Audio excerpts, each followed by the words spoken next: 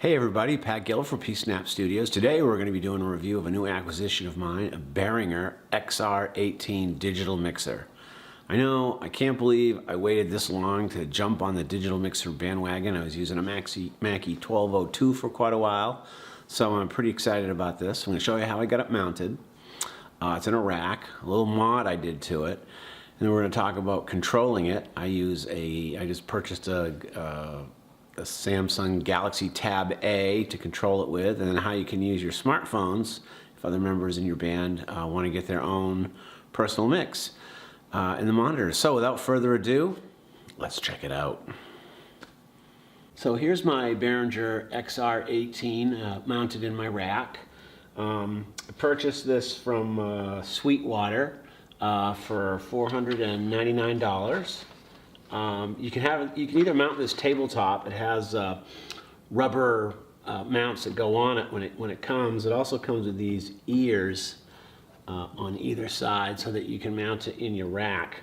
I punched a hole in one of mine. A buddy of mine, Chuck, drilled a hole out here for me, a 1.5 inch hole, and I went and got a 90-cent grommet from the hardware store and installed it in here because I come out of the back of this 462 into these front two, into channels 1 and 2, and it just made for like a really nice, neat installation rather than having wires all over the place. So I kind of thought that was a cool idea.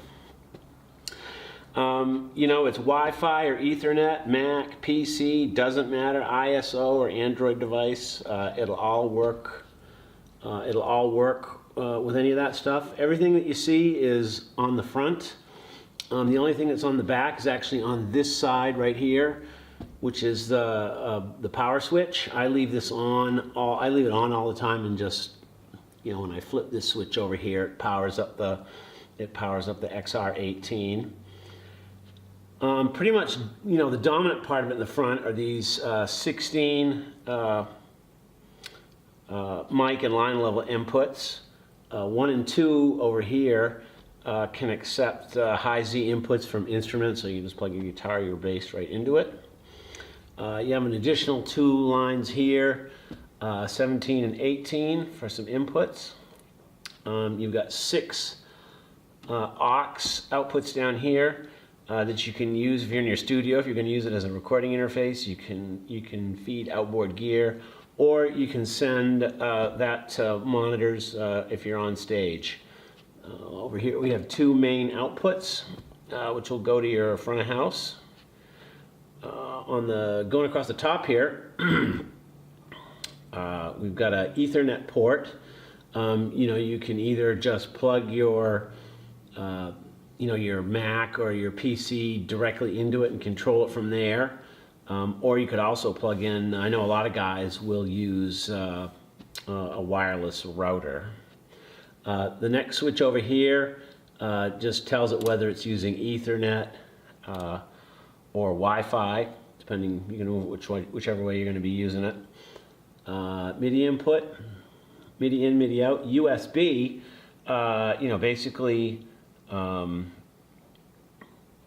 if you're going to be using it as a recording interface, you can plug into that, download the drivers. It'll show up on your DAW as 18 ins and 18 outs.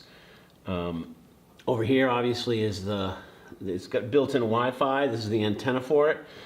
It basically sets itself up as a hotspot or a Wi-Fi network. You just see it on whichever device you're on, and you can connect to it. This over here is Ultranet. This is really a proprietary thing. It hooks up with Behringer makes this P16 monitor distribution device that you can use for that, but that's something you'd have to buy another piece of gear from Behringer.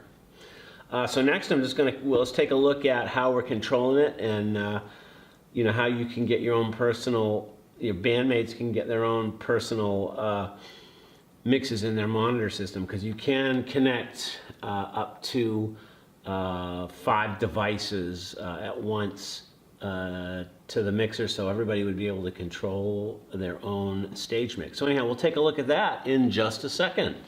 So I hope you enjoyed the review of the Behringer XR18 digital mixer. Now I know I said in the beginning of the video that we would look at controlling it with with your tablet, in my case Samsung Tab A, or your Android or ISO device for personal mixes, but the video was it was going to be like 15 minutes, and who wants to watch a 15-minute video? So week from today I'll put out a video using your tablet to control your XR18 and how to assign effects, and then we'll do another one the following week on how to use your Android or ISO device to create your own personal monitor mix. So until next time, enjoy. If you have any comments, please don't hesitate to message me. Don't forget to subscribe and ring the bell. Cheers.